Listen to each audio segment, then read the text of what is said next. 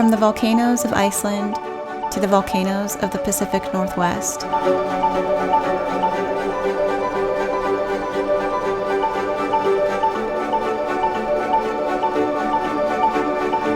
And from the Icelandic black beaches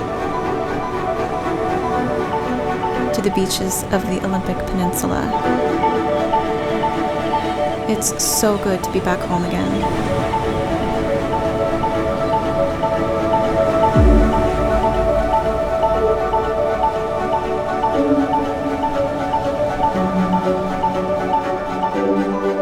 I've been thinking about time lately. The time we have with our loved ones, the time we spend on our work, the time we spend with our family.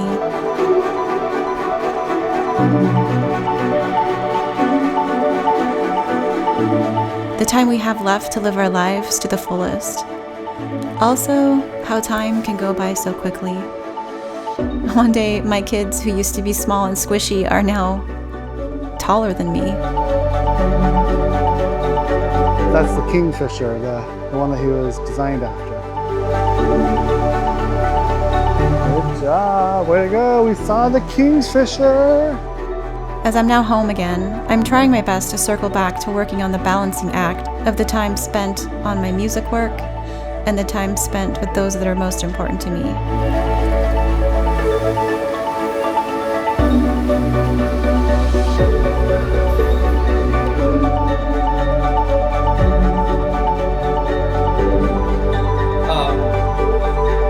So this is Washington's smallest owl.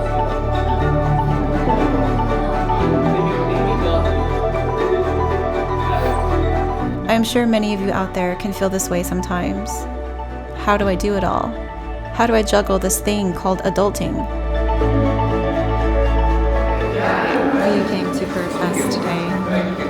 Will's idea. It was fun. We got to see lots of cool birds. And time is definitely of the essence now, as my upcoming concert is now less than 8 weeks away, and I need to start dedicating pretty much most of my waking hours on it. Everything from creating the production tracks, the backings, the visuals, figuring out the script, where my meet and greet will be, and of course practicing.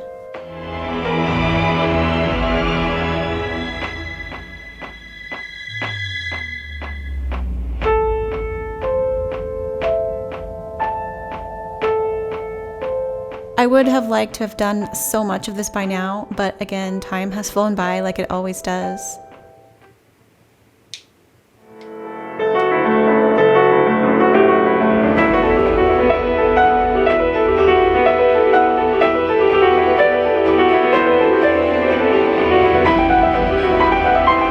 Hello, I am back from London, so I'm trying to just kind of dive back into normalcy and get things done. I feel so behind on preparing for my concert. What you see behind me today is I am working on creating sound effects design for the concert, which I'll just show you. I'll go into that. Come on, follow me over here. So for this concert in May, what I'm hoping to do is to create a cinematic experience. This theater doesn't technically have 5.1 surround sound, but we're going to kind of makeshift it by adding some additional speakers off to the sides of the audience. So I have this cool idea, which I hope I can pull off, but basically like when the audience comes in to sit down, I'm going to have a very ambient room ready for them with sound effects designs, including like underwater sounds, submarines, whales, with the lighting kind of set so it looks like underwater stuff. So I don't know if you can hear that, but basically like, so when they come and sit down, they're going to hear this in the background.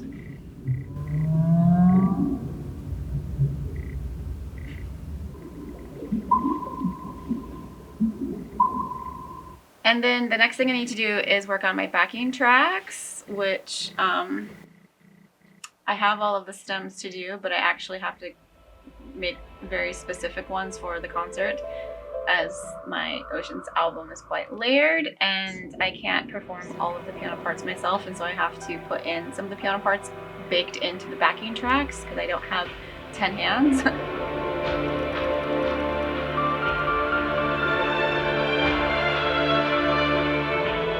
I don't do concerts very often. While I do love to perform, for me, I have always been very much a DIY type of artist.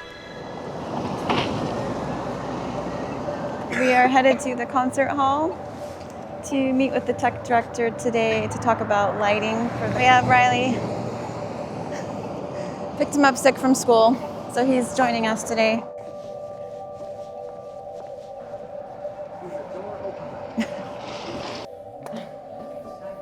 As you can see, I don't simply just get on stage and play the piano. I create everything myself, from the visuals, the backings, the videos, and of course the music itself. For me to put on a concert is a monumental task every time I put on a performance. So we are testing out lights, trying to see if they will talk to their assistant. 3-pin in. That one is too short. That's cool.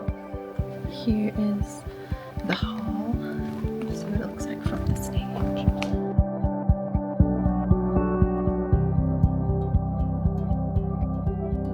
Any of you who are buying tickets up here, it's actually a really great view up there. This upcoming concert is also really special because it's the first time I'll be performing my new album Oceans in its entirety. Yeah, it would be cool, like even with like our side trusses, because we're shooting light up into the truss. If you could make those look like giant green candles. All done. Good job, buddy. Okay. I want it to be cool. I do too. Oh, I noticed your mic wasn't on. This album was probably my biggest project yet. Everything from the time it took to write and produce the music, to the mixing, which we mixed twice, once in stereo and once in Dolby Atmos.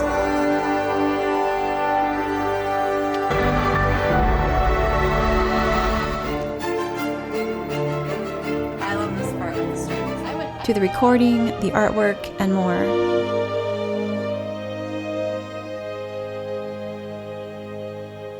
And while doing all of that, Will and I were also filming a record amount of music videos for many of the songs.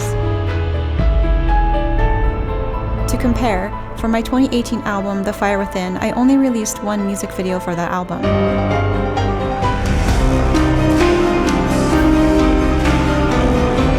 And for Oceans, I've released 8 so far, and there's still a couple more that I would really love to do. Having had the album released for almost a year now, I can say, looking back, it felt like I was constantly working nonstop for 4 years. Alright, so after all the work to get all of the songbook transcriptions done over the last couple months, they're here. So, as time has passed over the last year as it's been released to the world, and I'm now finally performing it for the first time, it feels very special for me, almost like the album release party it never had.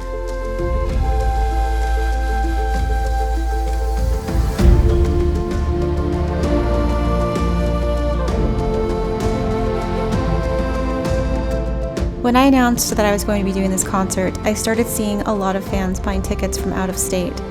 I knew with so many lovely people making the effort to come to this remote area to attend this concert, I wanted to hold some sort of meet and greet, but the question was where to have it. We are trying to find a location for a meet and greet for my May concert, and this is the first location we're checking out. I think it's a really nice room. This is at the Nature Preserve. It's kind of cool.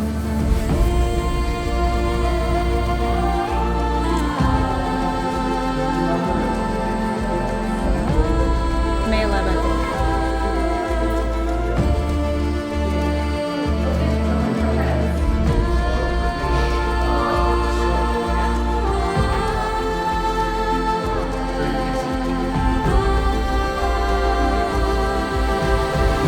Putting on a concert always has its challenges as well.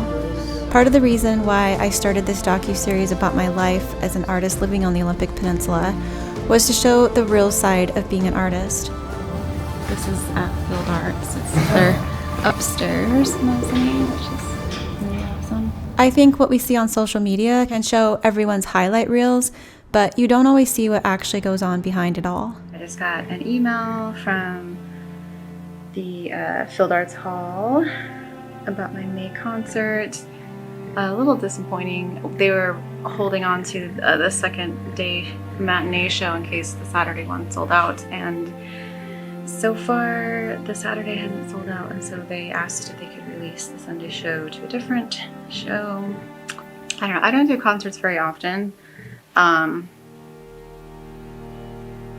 There's just a lot of pressure when you do concerts to like sell out and sell tickets and hope people will come. And I've done tours before where I had completely sold out shows, and then I've had a couple of shows where I just had to cancel them because like I sold like literally 4 tickets Las Vegas. Yeah, I guess I'm a little, if I'm being honest, I'm a little disappointed. So I think as it gets closer, more tickets will definitely sell. Like I'm hoping to sell out the show, but I was just really, really hoping that it would sell out so we could add a second day show, but that's not looking like it's gonna happen. I mean, it is a 2.5 hour drive from Seattle. People will probably have to stay the night. Yeah, I don't know. I guess it kind of hurts my ego a little bit because I think in my head, I like to think like, of course I can sell a concert. I've done it before. And then when you don't, it's like, oh, maybe my music isn't as well loved as I thought. I don't know. Is it because I haven't done a concert in 6 years since pre-pandemic?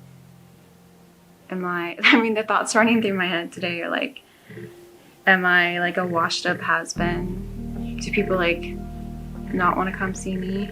Or is everyone just like so last minute that they're just gonna wait till like the week before and get their tickets? I don't know. It does make it really hard to plan ahead. And yeah, it does. I hate even like admitting this. It does make me like doubt myself as an artist, and I have all these like thoughts in my head today of like why, like this is why I don't do more concerts. Like this is the pressure that I don't love to feel. So I'll be battling those thoughts today. There's still so much more to do to prepare for this upcoming concert, but back to finding balance. It's time to spend time with those that I love most in this world. We're at the Woodland Park Zoo today doing a whole Seattle weekend. 10,000 red pandas left in the world. So many red pandas left in the world. I am often asked the question, how do you balance having a career and a family? It's up in the tree.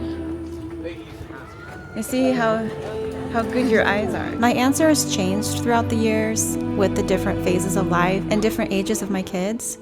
I don't know that there is a perfect answer for anyone. You simply do your best, and if things feel unbalanced, you make a course correction and try again.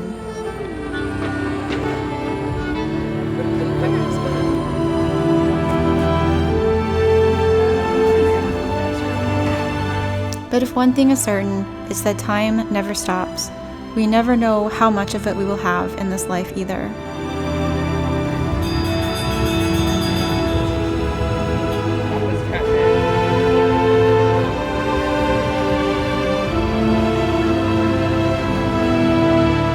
Yesterday will never come again. Tomorrow is never promised, but today is a gift.